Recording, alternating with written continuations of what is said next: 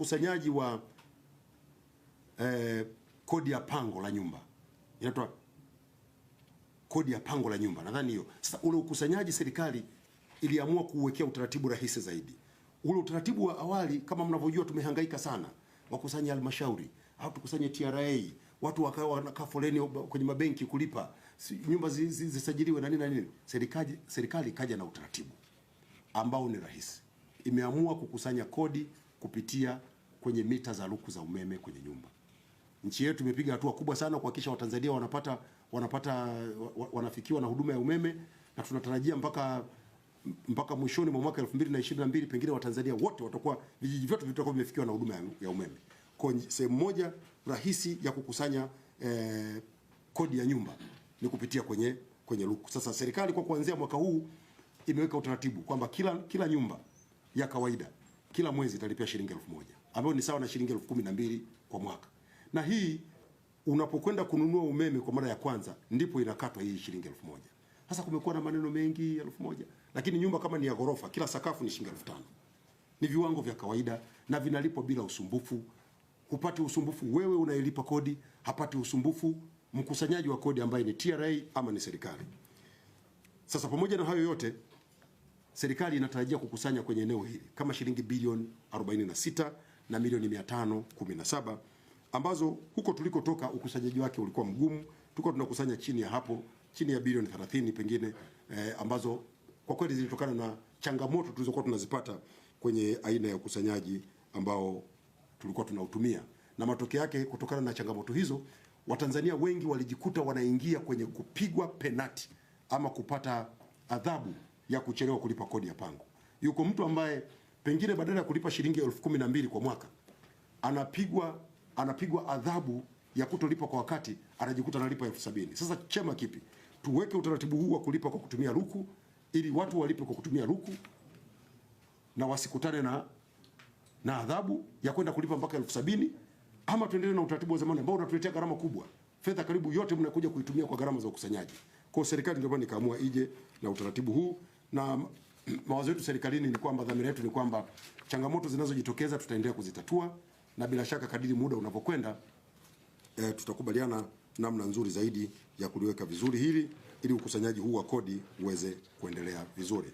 Tunatambua kwamba kumekuwa na changamoto za nani atozwe, mpangaji au mwenye nyumba.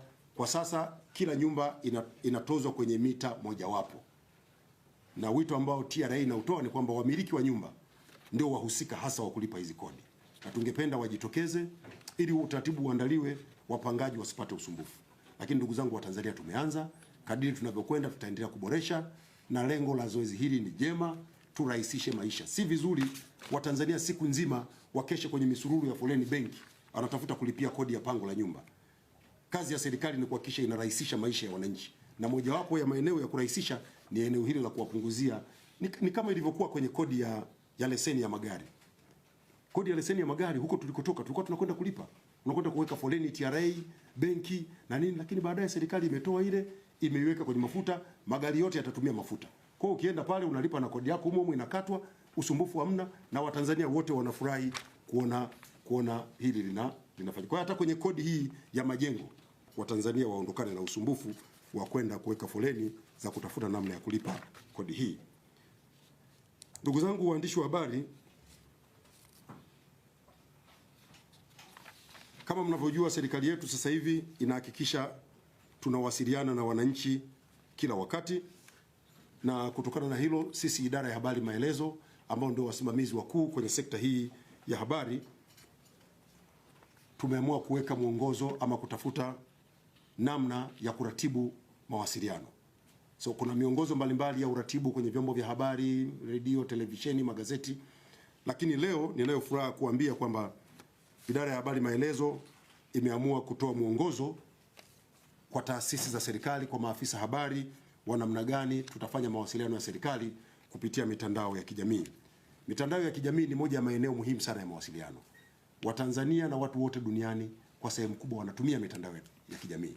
Hapa Tanzania takwimu za TCRA zinaonyesha zaidi ya Watanzania milioni 29, karibu milioni 30 wanatumia internet. Na hivyo hili ni eneo ambalo sisi kama serikali tumeona ni bora tuweke utaratibu.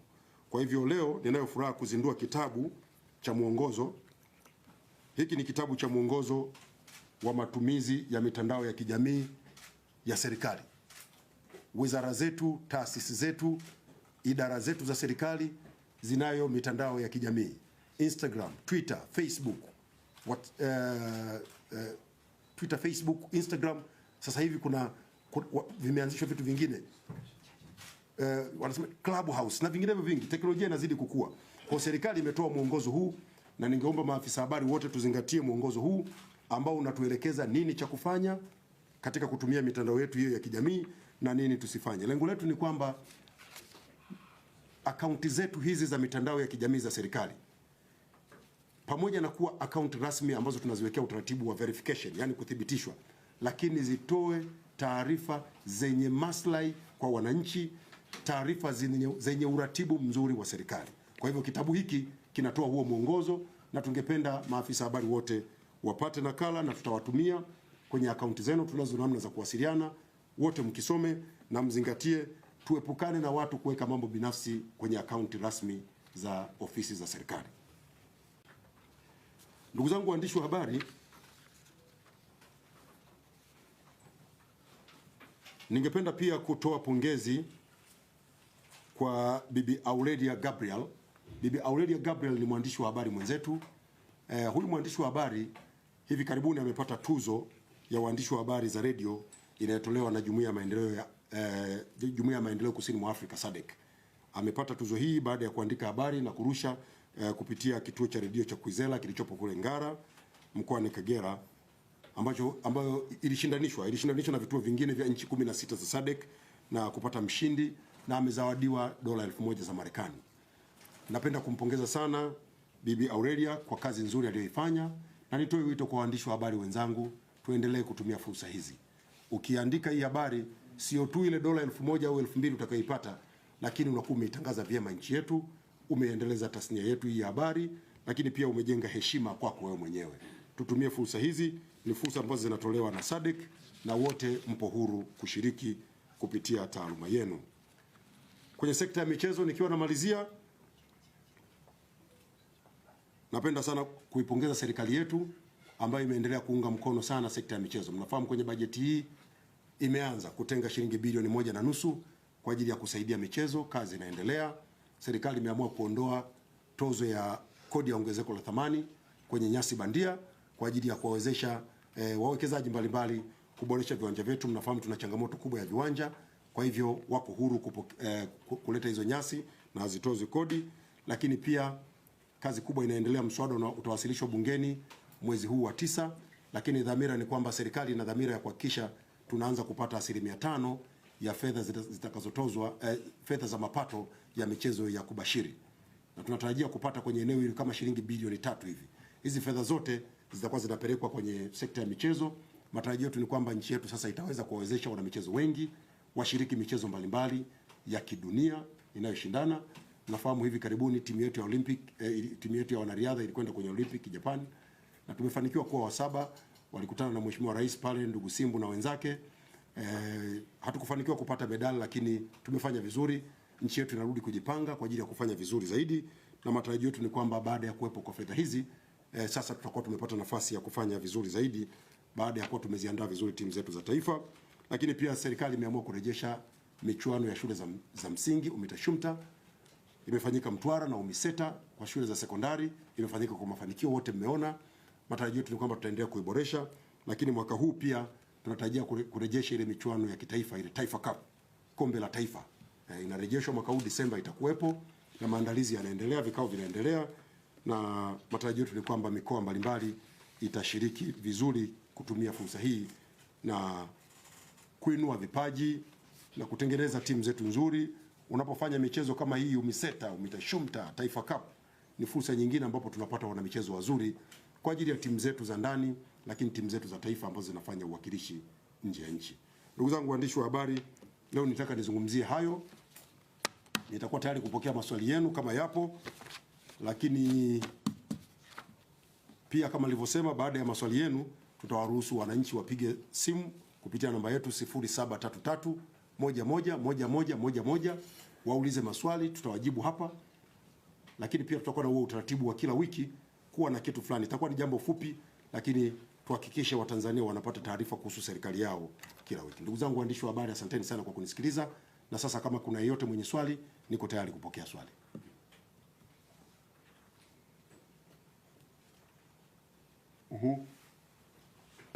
Karibu, jitambulishe jina. Asante. Mkurugenzi, mimi naitwa Habel Chidawali, ninatoka magazeti ya Mwananchi. Ndio, Chidawali. Ningependa kujua mambo mawili kutoka kwako. Ndio. Umezungumzia juu ya kauli ya Mheshimiwa Rais kwenye urafiki wa ulipaji wa kodi na ukafafanua sana kuhusu kodi ya majengo. Lakini tungependa kujua hii kodi ya miamala ambayo bado inalalamikiwa. Tunaona kodi ya majengo ni kama haina malalamiko makubwa, ni utaratibu. Lakini kodi ya miamala imeendelea kuwa na malalamiko makubwa sana. Na hivi karibuni Mheshimiwa Rais alisema wanakwenda kuliangalia.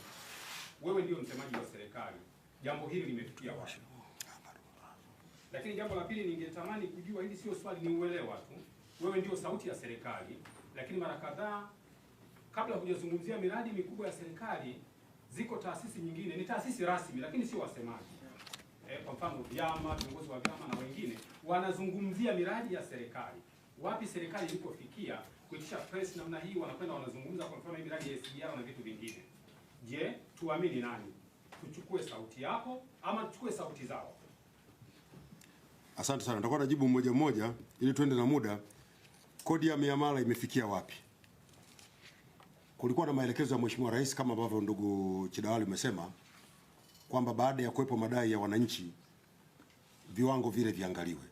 Nataka kuhakikishia kwamba kazi hii inafanyika. Lakini niwaambie jambo moja kwamba kodi ile iliwekwa kwa mujibu wa sheria ya Bunge. Kwa hivyo kuna namna ya kiuangalifu sana inatakiwa ifanyike bila kuvunja sheria.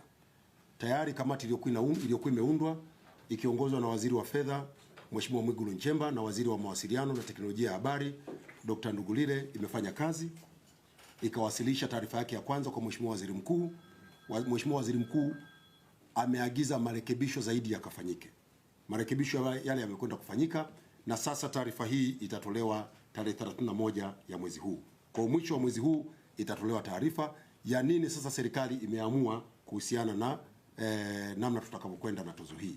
Lakini kwa kusisitiza niseme tu kwamba tozo hii kama ambavyo ndugu Chidawali unasema umenielewa kwenye ukusanyaji wa kodi ya majengo. Tozo hii pia ameisema vizuri Mheshimiwa Mwigulu Nchemba. Tozo ya mshikamano ni tozo ambayo inakusanya kwa ajili ya kuharakisha utekelezaji wa miradi na huduma muhimu za wananchi ambazo kwa kweli kwa sasa hivi Watanzania wanapata shida. Nimelisema hili mara kadhaa na ningependa kurudia. Tozo hii lengo letu ni kwenda iende ikasaidie kuimarisha huduma za mawasiliano, kujenga barabara vijijini, maeneo ambayo wenzetu wa vijijini wanapata shida sana kusafiri.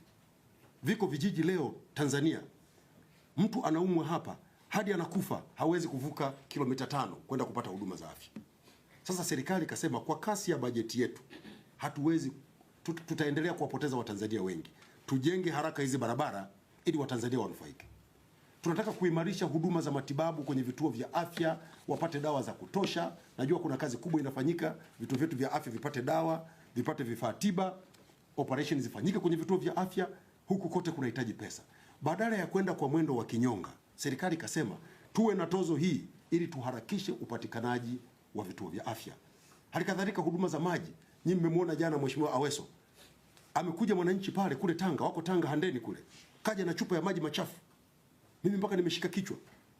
Mwananchi kaambia nataka nikuhakikishie kwamba maji haya ni machafu na ndio tunayokunywa sisi na ng'ombe na mbuzi. Akayanywa na Mheshimiwa Waziri akayanywa. Sasa unajua ukiwa mjini hapa huwezi kujua haya matatizo. Lakini kule vijijini wenzetu ndio maisha wanayoishi. Kwa hiyo inapowekwa hii tozo ni kwa sababu ya kwenda kutatua haya matatizo. Na matokeo tumeshayaona. Hivi tunavyozungumza tayari zaidi ya shilingi bilioni 22 zilizotokana na makusanyo ya hii tozo zimeshapelekwa kwenye maeneo ya tarafa ambazo hazina vituo vya afya. Tayari kila tarafa imepewa shilingi milioni 250 waanze kujenga vituo vya afya. Vituo vya afya 90 vitajengwa kupitia kwenye fedha zilizotolewa za awali. Lakini matarajio ni kwamba kwenye eneo hili tujenge vituo vya afya 160 kwenye 150 kwenye tarafa ambazo hazina vituo vya afya. Sasa hii ni dhamira njema ya serikali, na Mheshimiwa Waziri wa Fedha ameita tozo ya mshikamano. Ni sisi wa Tanzania tunaweza tukafika mahali tukasema, jamani, mshikamano wetu, matatizo yetu yameisha. Ni uamuzi wetu, lakini serikali kama chombo chenye dhamana ya kuhakikisha kinaboresha huduma za afya, ndio maana hii tozo ikawekwa na inawekwa kwa nia njema. Ningependa ndugu zangu waandishi wa habari, tushirikiane sana kuwaelimisha wale wanaopinga masuala haya. Hakuna nchi duniani ambayo inatekeleza huduma kwa wananchi bila watu wake kulipa kodi. Maendeleo yetu sisi wa Tanzania yataletwa na sisi wenyewe, lakini kauli yangu hii haina maana kwamba maelekezo ya Mheshimiwa Rais hayatatekelezwa. Kamati inaangalia, inakamilisha. Mwisho wa mwezi huu serikali itatoa taarifa ni namna gani sasa hizi tozo zitawekwa. Lakini ni vizuri wa Tanzania tukawa na hiyo picha kwamba tuna safari ya kwenda, tuna mambo ya msingi ya kufanya, ni uamuzi wetu sisi kuyafanya polepole, Watanzania wenzetu waendelee kuumia, ama tuyakamilishe haraka hata kama itakuwa ni machungu. Na nimesema mara nyingi, ukiwa Dodoma mjini hapa, ukiwa Dar es Salaam katikati ya mji, Mwanza ambako serikali imepeleka barabara za lami, umeme, maji, huduma za simu, hospitali kuna Muhimbili, Moi, JKCI na hospitali binafsi wawekezaji wanaweka, huwezi kuona madhara ya haya matatizo. Lakini ukiwa kule kijijini kule Mpitimbi kule nyumbani kwangu kule Songea au ile Mbula kule Njombe, ambako ukisikia unatakiwa operation unaanza kuchanganyikiwa. Kituo cha afya kipo, hakuna vifaa vya kufanyia operation, hakuna dawa, hakuna madaktari. Yaani unakufa huku unaona. Sasa ndugu zangu wa Tanzania, kuna vitu tupunguze kuvishabikia. Ni lazima tulipe kodi. Hakuna nchi ambayo ilipi kodi au mataifa makubwa ambayo tunawasifia leo wanalipa kodi mpaka wanachanganyikiwa. Mimi niliwahi kusafiri nchi moja sitaitaja. Yule bwana kaenda kule kachukua uraia wa nchi ile, anajuta, nimechukua uraia huku, napata pesa nyingi lakini zote nalipa serikalini. Kwa hivyo Watanzania, wazungu wanasema there is no free lunch. Uwezo ukategemea kupata vituo vya afya nchi nzima kama hatulipi kodi. Lazima tulipe kodi. Lakini viwango hivi vitaangaliwa, na kama walivyoelekeza Mheshimiwa Rais, serikali itatoa taarifa kueleza ni namna gani tutazingatia madai ya wananchi, ili tozo hii Watanzania tuitoe kwa moyo safi, kiroho safi. Kuhusu taasisi kutoa taarifa, mimi ndio msemaji mkuu wa serikali. Mimi ndio ninayetoa taarifa za serikali, nasema kwa niaba ya serikali kama kilivyo cheo changu. Lakini kiongozi wa taasisi fulani leo akija, mtendaji mkuu wa TRC ndugu Kadogosa anakuja kutoa taarifa kuhusu TRC, si kitu kibaya. Ni taarifa ya serikali na yule ni kiongozi wa serikali na yenyewe ni taarifa rasmi.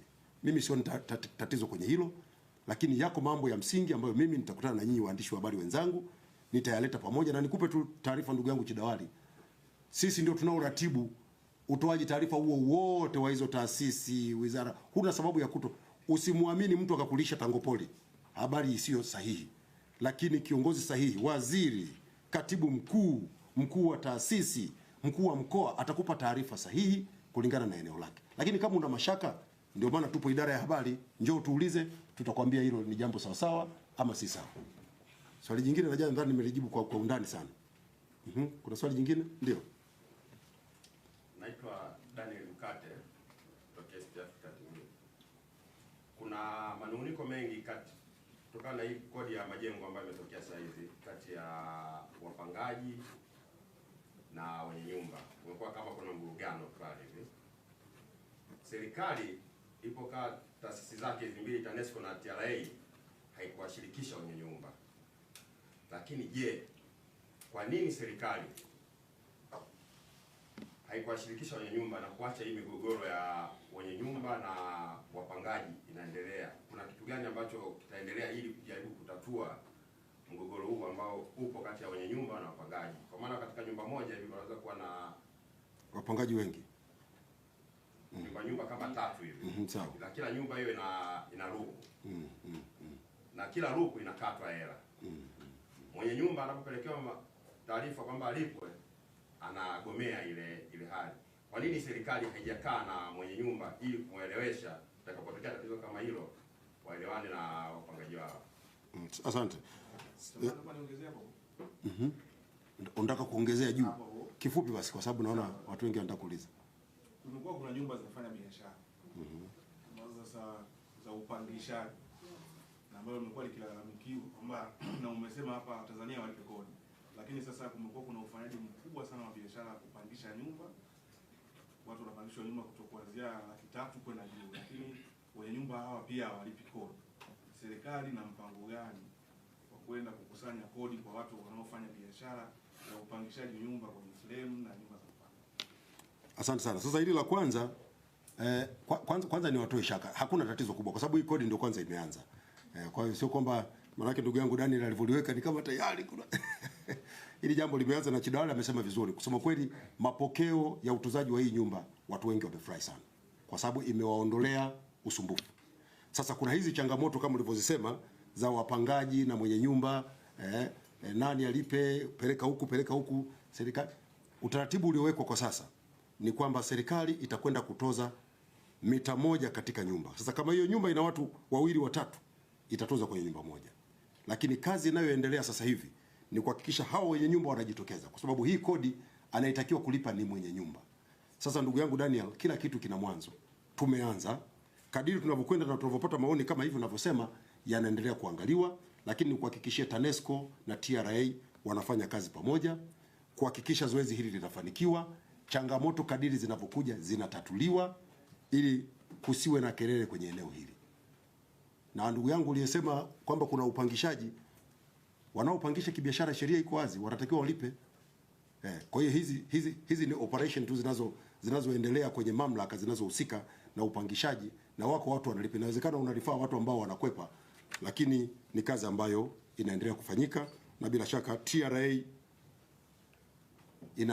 ina mpango ambao inautekeleza kwenye eneo hili. Nisingependa kuzungumzia sana kwa sababu baadhi ya mambo yako yanawekwa sawa hivi sasa, na kuna kamati kabisa maalum, timu maalum ambayo inashughulikia eneo hili. Lengo ni kuhakikisha tunakusanya vizuri kodi kwenye eneo hili. Ndio. Ndio George. Umezungumzia mwenendo wa ugonjwa wa COVID na pia idadi ya watu ambao mpaka hivi sasa wamechanjwa. Lakini kama unavyo taarifa, tungependa kuambia pia ni mikoa ipi ambayo imeonekana mchukua mkoa mzuri zaidi ukilinganisha na mikoa ambayo mpaka sasa hivi bado inasuasua. Hiyo moja, lakini mbili, jana kulikuwa na taarifa ilitolewa, taarifa kwa umma na Baraza la Habari Tanzania, Kituo cha Sheria na Haki za Binadamu, lakini mtandao wa watetezi wa haki za binadamu Tanzania, na hili shauri lilifungua mahakamani, shauri namba 37 mwaka 2021 dhidi ya serikali ya Jamhuri ya Muungano wa Tanzania, wakitaka ufafanuzi kuhusu kukiuka amri ya mahakama kwa kutumia vifungu vya sheria ya huduma ya habari ya 12 cha mwaka 2016 ambacho kilibatilishwa na mahakama ya East Africa. Hoja ya msingi ilikuwa kwenye kulifungia gazeti la Uhuru, ambapo wenyewe wanasema walitumia vifungu hivyo ambapo mlikiuka amri ya rai ya mahakama. Sijui hili swala linaweza kutoa ufafanuzi. Hiyo taarifa hiyo imewekwa kwenye mitandao ya kijamii na zagaa bila taara. Tunaomba tuzungumzie hili kama unaifahamu. Asante George Mbala. Hili la COVID mikoa ipi inaendelea vizuri? Kusema kweli mpaka sasa kama nilivyosema, takriban Watanzania 300,000 wamepokea chanjo, na mikoa inatofautiana lakini si sana. Na mikoa ya kaskazini kule kumekuwa na mwitikio mkubwa sana. Mikoa ambayo kusema kweli ilikuwa imepata madhara makubwa ya COVID, kumekuwa na mwitikio mkubwa sana wa watu kwenda kuchanja, na zoezi linaendelea vizuri. Lakini kwa ujumla wake nchi nzima Watanzania wengi wanajitokeza kama nilivyosema. Sasa hivi msisitizo wa serikali umekuwa ni kuhakikisha huduma hizi za kuchanja zinapelekwa mpaka maeneo ya vijijini, ili Watanzania wengi waweze kupata chanjo hiyo. Lakini kuhusu hili swala la kesi na hatua zilizochukuliwa kwa gazeti la Uhuru, hasa ndugu yangu George, hili jambo liko mahakamani, na wote tunafahamu kwamba jambo likiwa mahakamani si vizuri kulizungumzia nje ya mahakama, na kuna hatua za kimahakama ambazo zinaendelea. Kwa hiyo naomba ukubali kwa leo tuheshimu mahakama, tusilizungumzie jambo hili. Siku tutakapokuwa tunaruhusiwa kwa mujibu wa sheria kulizungumzia, tutakupa majibu. Lakini gazeti la Uhuru limechukuliwa hatua kwa mujibu wa taratibu, na wao wenyewe bahati nzuri mmeona walikiri kufanya kosa, adhabu imetolewa na jana wamerejea. Ningependa kutoa wito kwa waandishi wa habari wenzangu wote. Niliwaambia wakati najitambulisha kwenu, sipendi kabisa niwe mkurugenzi wa idara ya habari maelezo wa kufungia vyombo vya habari. napenda niwe mkurugenzi wa kuviendeleza na kuvikuza vyombo vya habari. Na waombeni sana tuzingatie sheria. Sheria ya huduma za vyombo vya habari namba 12 ya mwaka 2016 tulishirikishwa kuitunga, ikapita hatua zote, twende kwenye utekelezaji, tuitekeleze. Kama kuna mahali kumetokea jambo gani la kimahakama litahudumiwa kwa mujibu wa taratibu. Sisi kwa sasa tutekeleze sheria iliyopo ambayo ndiyo tunayoisimamia. Tufanye kazi zetu kwa weledi, tuzingatie taratibu, tuandike habari nzuri, tutangulize nchi yetu mbele. Ukivunja sheria, hata mimi hata kama ni rafiki yako, pale Uhuru mimi na marafiki wengi sana. Lakini ndugu zangu, sheria ni nini? Sumen. Kwa hiyo ikifika hapo nitasikitika kwamba nakufungia, lakini ni wewe ndio umevunja taratibu. Naombeni sana tuzingatie weledi. Swali jingine? Wenyewe wanasema kwamba kifungu 9B ambacho kiko ndani ya sheria namba 12. Mbala, unajua jambo likishakuwa mahakamani hata hivyo unavyofanya tu unavunja taratibu. Naomba tuliache. Swali jingine na tafadhali. Tusikwaze vyombo vingine. Ndio. Swali hili hapo kwenye mtandao kuhusu vitambulisho vya taifa NIDA. Watu wengi hawajapata. Kwa hiyo ndio mara nyingi sana. Serikali na mchakato gani? Vitambulisho vya taifa ni kweli natambua kwamba kumekuwa na changamoto ya watu kupata vitambulisho vyao, lakini kuna kazi inayoendelea ya kuhakikisha huu mchakato unaharakishwa. Nadhani si muda mrefu tatizo hili halitakuwepo. Ni kweli kumekuwa na tatizo, nakubaliana na wewe. Kumekuwa na tatizo, watu wengi wamepewa namba, hawajapewa kile kitambulisho, wanasubiri. Lakini kwa wale ambao wamepewa namba, wakienda maeneo ya kupata huduma, bila shaka wanapata huduma sababu maelekezo yametolewa. Na bahati nzuri ni kwamba sasa hivi huduma nyingi zinatolewa kwa mifumo. Kwenye mifumo ukiwa na namba yako ukienda kuitumia inafanya kazi. Lakini changamoto tunayosema ni kweli, na kuna kazi kubwa ambayo inaendelea kuhakikisha mchakato huu unaharakishwa. Ndio. Tuna nafasi ya wananchi kupiga simu na kuuliza maswali. Kwa hivyo na mimi sasa nataka niwashe simu. Wakati naenda kupokea maswali yenu, nataka niwashe simu niwaruhusu sasa wananchi nao tuliowaahidi kwamba leo watumie nafasi hii kuuliza maswali ili na wao waweze kuuliza. Asante. Okay. Kama nilivyosema namba yetu ni 0733111111. Haya, kuna msikilizaji hapa namsikiliza. Hii siku nyingine hatutaifanya mbele yenu. Halo? Haya, huyu naona amebipu. Na mimi sasa nakuwa mtangazaji. Ndio George, kuna swali lingine? Mudi tuuliza kuhusiana na swala la vitambulisho vya uraia. Ndio. Lakini kulikuwa na swala la vitambulisho vya ujasiriamali. Tunaona mwaka huu vitambulisho havijatolewa. Haya, kwa tusikize hii simu kwa sababu sasa ni nafasi ya wasikilizaji. Nyinyi mtakuwa mnakuja pale ambapo wapigi. Halo? Halo? Halo ndugu. Sasa naomba ndugu zangu wananchi mnaopiga simu kwa ajili ya kuuliza swali muhakikishe televisheni zenu mnazipunguza sauti ili uweze kuuliza swali usikike, kusiwe na mwanga. Nimesema namba yetu hapa ni 0733111111. Nataka leo waandishi wa habari muone, msije mkasema ile simu magumashi. Hakuna magumashi hapa. Sasa shida wengine wanabipu. Basi tukiwa wakiendelea kubipu itabidi tuwape nafasi siku nyingine. Halo? Halo? Salama, naongea na nani?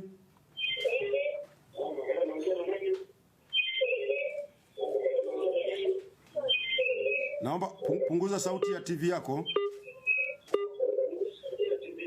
Unaongea na Stella Rafael kutoka Kahama, Shinyanga. Ndio Stella, karibu ulize swali.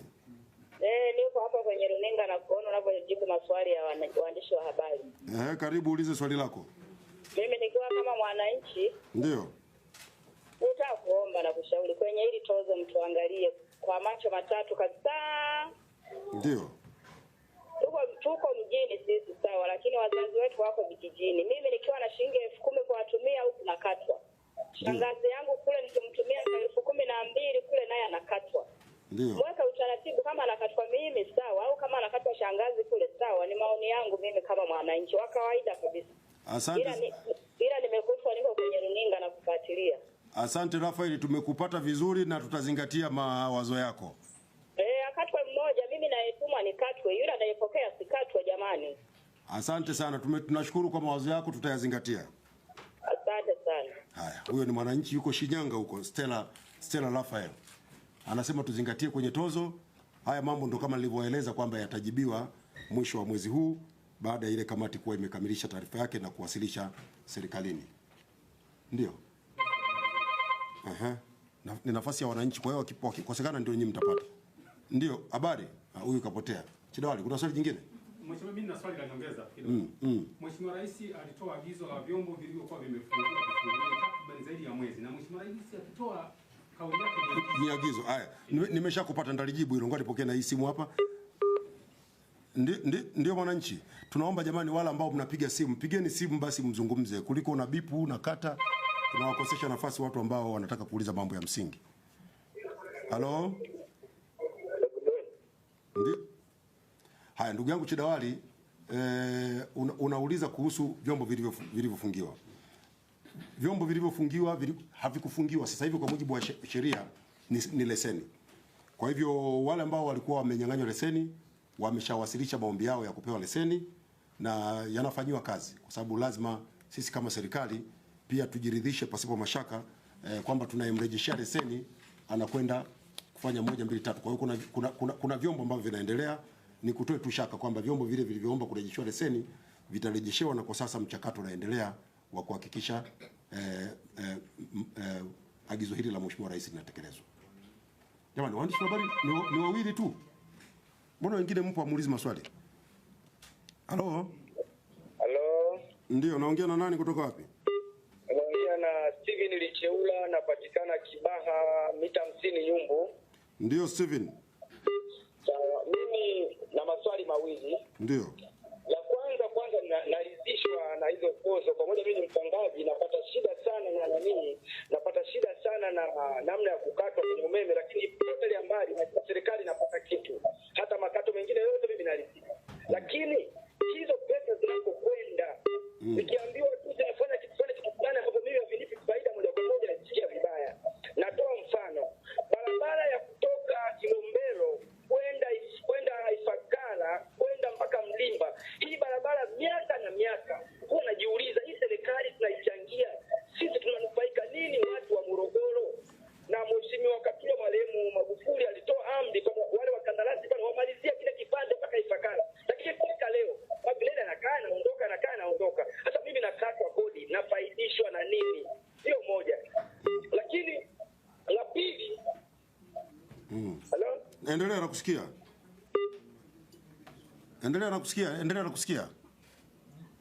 La pili nilikuwa nataka kuuliza kuhusu dini. Unajua serikali yenyewe haina dini. Ndio. Serikali yenyewe haina dini, lakini kwa vile haina dini imewapa uhuru watu waweze kuabudu kwa dini zao kiuhuru. Sasa kama ni kiongozi wa dini, nina uhuru mimi wa kuambia wale ninaowaongoza kwamba jamani, hii ni njia sahihi, hii sio njia sahihi. Sasa limetokea swala la chanjo. Chanjo tumesema kwamba ni hiari mtu kuchanja. Sasa kiongozi wa dini yeye anaona kwamba hii chanjo inaenda kinyume na miongozo ya dini anayoiamini. Je, ni vibaya yeye kumweleza yule anayemuongoza kwa maana kuchanja ni vibaya? Nimekupata vizuri Steven. Haya, Steven anauliza maswali mawili. La kwanza, yeye anaridhishwa na tozo na kodi, lakini anataka itoe matokeo. Ninachotaka kukuhakikishia ndugu yangu Steven ni kwamba hilo tutalizingatia serikalini na kazi kubwa bila shaka inafanyika. Ni kweli kumetokea changamoto kwenye barabara hii ya Kilombero Ifakara Mlimbila. Wizara ya Ujenzi inachukua hatua kuhakikisha mkandarasi ambaye amewekwa pale anakamilisha ile kazi. Hii barabara ilitakiwa imekamilika mpaka sasa, lakini haijakamilika kwa sababu mbalimbali ambazo zilikuwa zimejitokeza. Bila shaka Wizara ya Ujenzi wamesikia hili na muda si mrefu utaona matokeo ya kazi ambayo inafanyika. Hili la viongozi wa dini, ni kweli viongozi wa dini wanao uhuru, lakini yako mambo ya msingi ambayo lazima tukubaliane kwamba nchi lazima iende kwa miongozo. Ni kama ilivyo kwenye swala la usalama. Unaweza kuwa kiongozi na si lazima wewe wa dini tu peke yake. Kiongozi yote unaweza wewe ukawa unaamini kwamba watu fulani lazima wasiwepo. Sasa hatuwezi tukakuruhusu kwa sababu wewe ni kiongozi wa dini ukasema Msigwa asiwepo duniani. Hilo haliruhusiwi. Mimi nataka niwape mfano. Kule Ruvuma sisi kuna kiongozi mmoja wa dini aliamua kusema binadamu hatutakiwi kunywa dawa kwa sababu maombi tu yanatosha. Yaani tusinywe dawa, maombi tu yanatosha. Kwa hiyo akawazuia watu, vijana, watoto pale wakawa wanakufa kwa malaria, wanaumwa vichocho na nini, wanakufa. Amewakataza. Yeye maono yake ni kwamba kunywa dawa nini sijui kwenye vitabu vyake huko. Watu wasinywe dawa. Sasa serikali haiwezi ikamwacha mtu anakwenda kuambia watu wasinywe dawa wafe, wakati na uhakika kwamba watu wasipokunywa dawa watakufa. Kwa hata kwenye hili la chanjo, imani ya serikali kupitia kwa wataalamu ni kuwa chanjo inasaidia.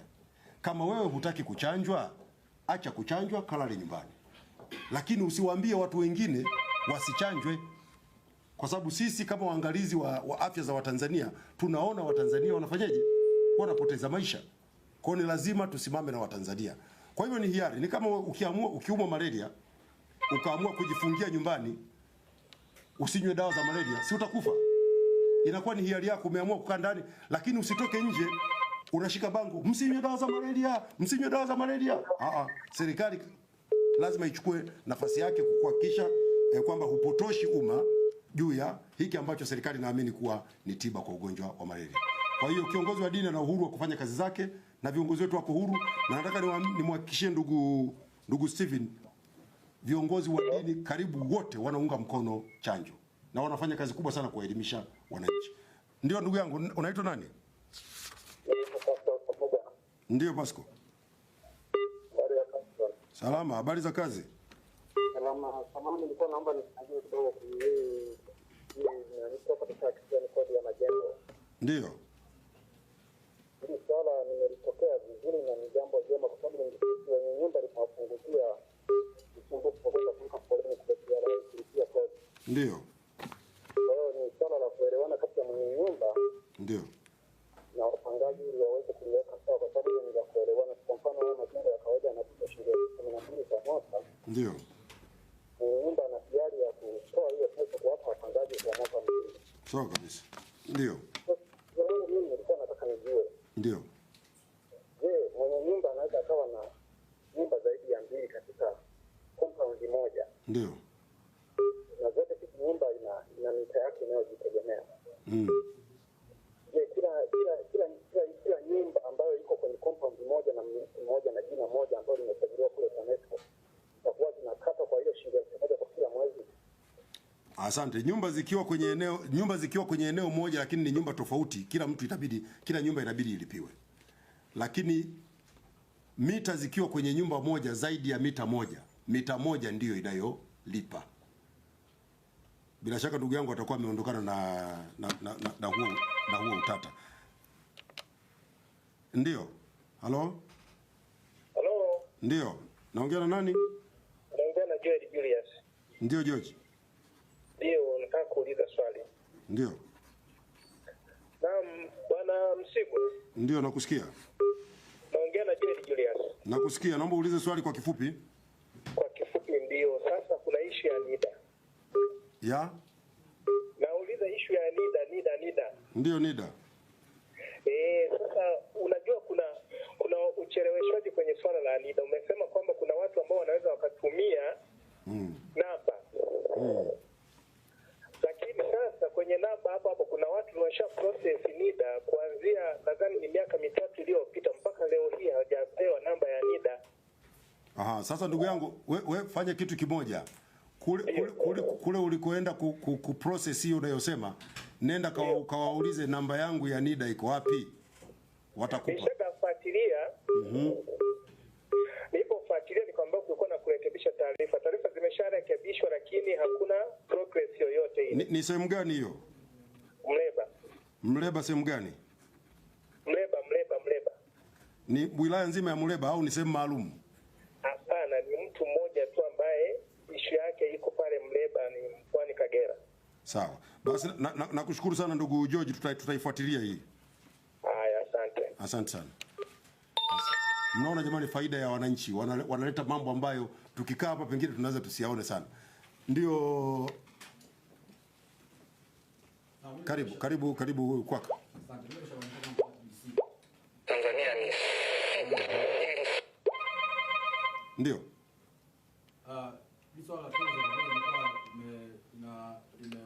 Kiuno kwa mfano baadhi yetu tumekomea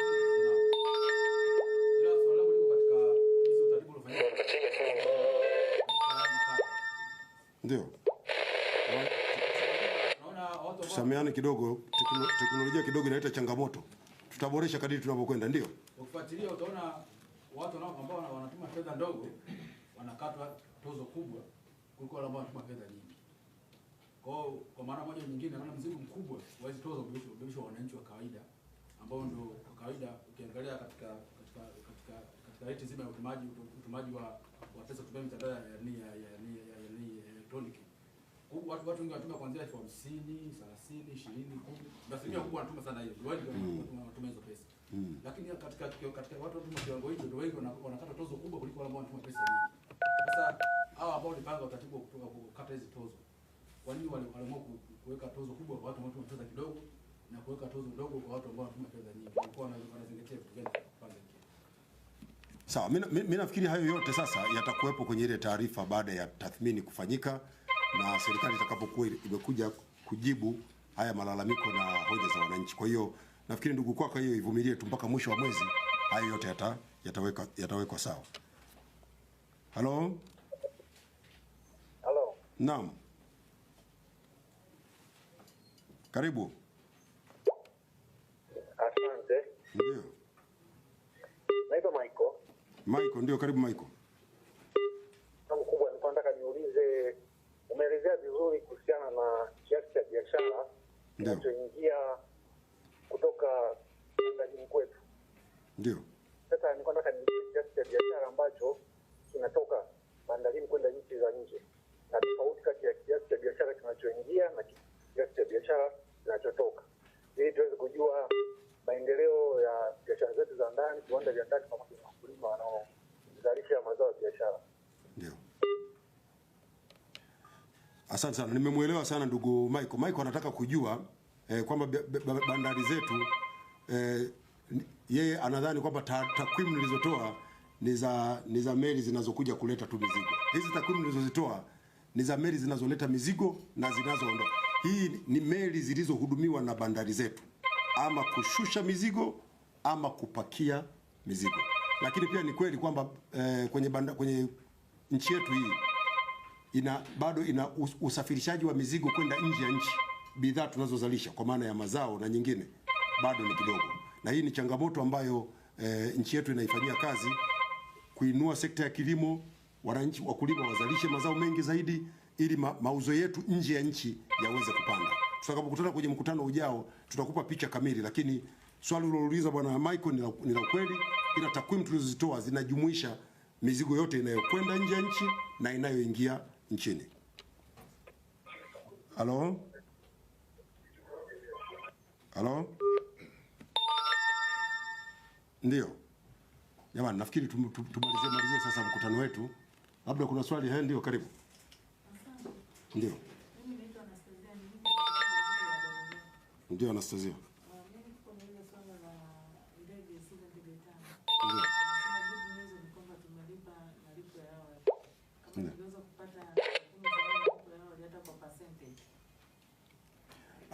Sasa kuhusu malipo ya ndege hatuwezi kusema kwa sababu ile ni biashara. Kuna masharti ya biashara. Unaponunua kitu sehemu, kwenye baadhi ya maeneo hasa kwenye hii biashara ya ndege, huwezi ukasema kwa sababu bei utakauziwa wewe wa Tanzania na atakauziwa wa Kenya, wa Uganda, wa Rwanda, wa wapi ni tofauti. Kwa hiyo kwenye masharti ya biashara vile viwango huwa havitajwi. Kuna mwananchi hapa, tumsikilize. Halo? Halo? Ndio. Habari. Salama. Naongea na nani? Naongea na Imani Jona. Ndio, Selemani.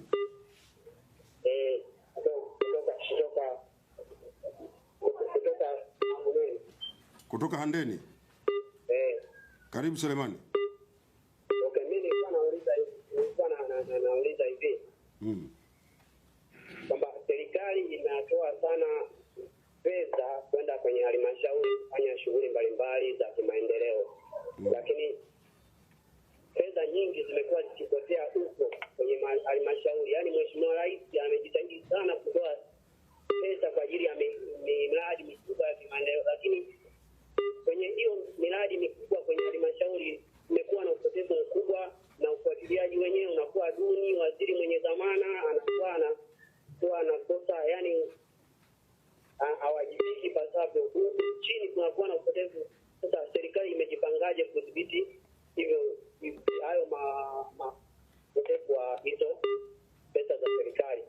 Lakini lingine, Mheshimiwa Rais amesema hivi kwamba kwenye masuala ya tozo za miamala kwamba kuna Watanzania wamekubali hizo tozo. Sasa nataka kuuliza ni Mtanzania yupi ambaye alihojiwa akasema niko tayari kwa ongezeko hili kubwa la tozo za miamala? Yupi ambaye alihojiwa?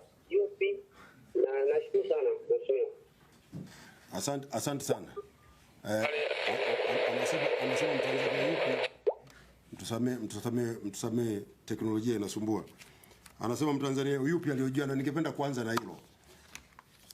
Tunaposema Watanzania wameshirikishwa, Watanzania tunawakilishwa na wabunge wetu ambao wako bungeni.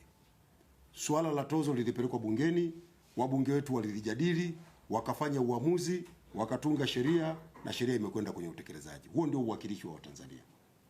Lakini kabla ya hapo, serikali imekuwa ikipokea maoni ya Watanzania wengi juu ya mawazo ama ushauri wa kupanua uwigo wa kodi, kwamba mnakusanya kodi kwenye eneo dogo, matokeo yake watu wachache mnawarundikia kodi nyingi, mnaua biashara zilizopo. Kwa miongoni mwa mawazo ambayo watu wengi walikuwa wameyatoa ya kuboresha uwigo wa kodi ni eneo hili. Wako Watanzania wametoa mawazo, jamani, kuna kodi kwenye tozo za miamala ya simu. Na mimi nataka niwahakikishie ndugu zangu waandishi wa habari, wapo Watanzania wengi ambao wanakubaliana na tozo hii, kwa sababu wanatambua tozo hii inakwenda kufanya nini. Sasa Mtanzania yupi aliulizwa? Aliulizwa mbunge ambaye ni mwakilishi.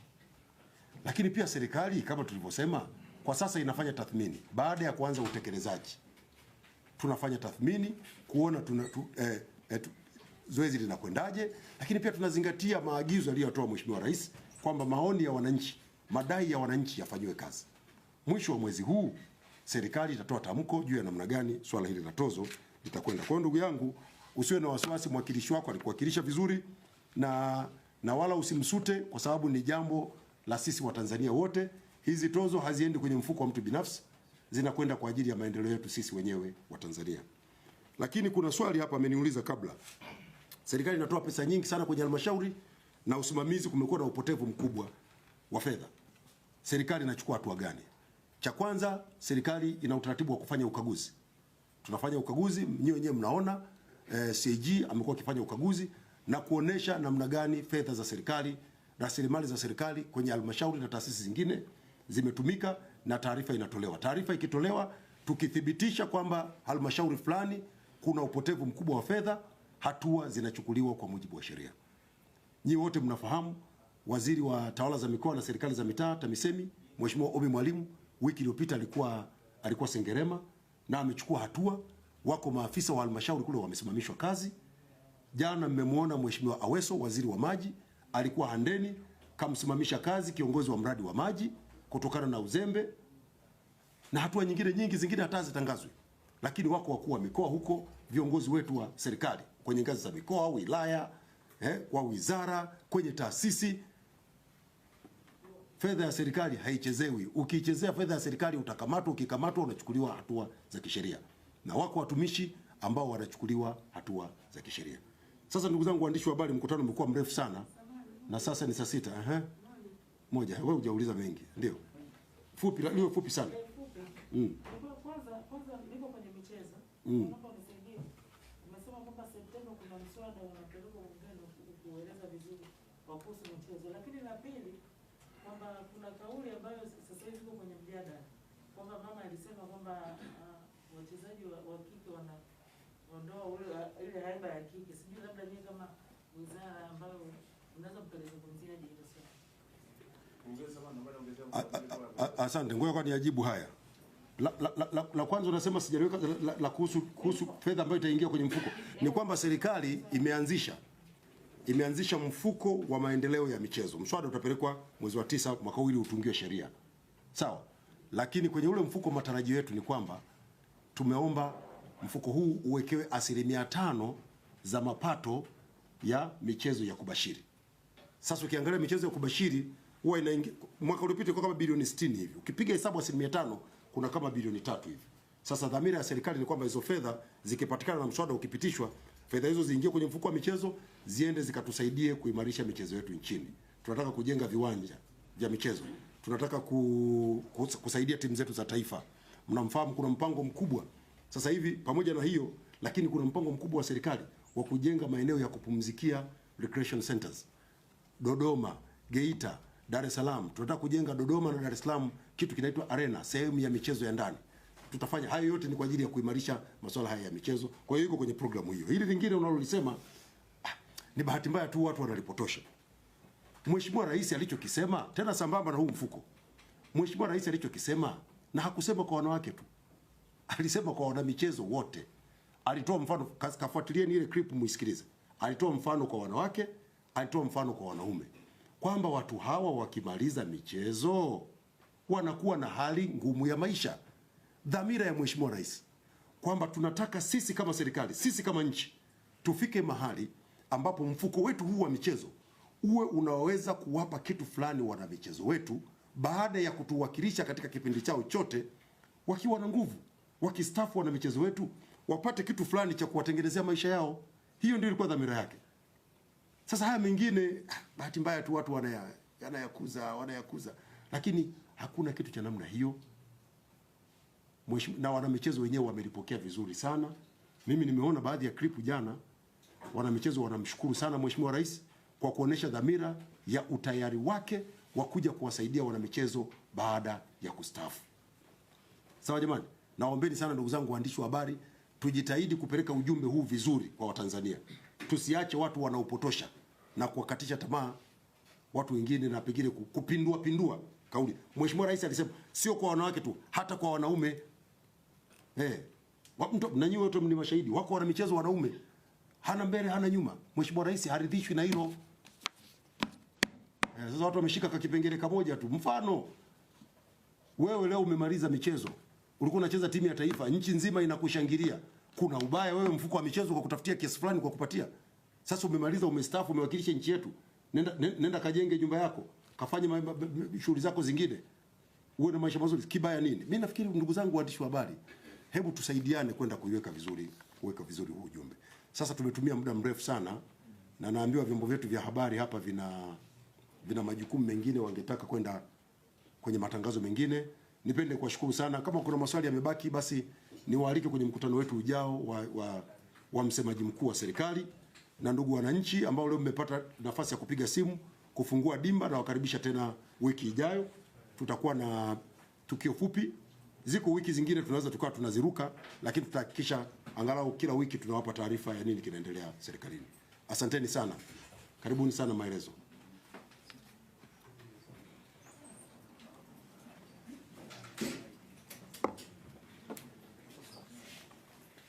Naam, ni msemaji mkuu wa serikali Gerson Msigwa akihitimisha mkutano wake na waandishi wa habari Dodoma, na pia wananchi wamepata fursa ya kuchangia kuuliza maswali mbalimbali ambayo pia yamepatiwa majibu papo hapo. Endelea kufuatilia TBC na tunataraji kujiunga na wenzetu kule Unguja, Zanzibar, katika tamasha la Kizimkazi ambalo Rais Samia Suluhu Hassan ni mgeni rasmi. Kumekuwa na shughuli mbalimbali kuelekea kilele cha tamasha hilo la Kizimkazi, ikiwa ni pamoja na utoaji wa chanjo uviko 19 na masuala mengine. Kwa hiyo endelea kuwa hapo TBC1, tutakuletea matangazo hayo mbashara kutoka katika tamasha la Kizimkazi Zanzibar.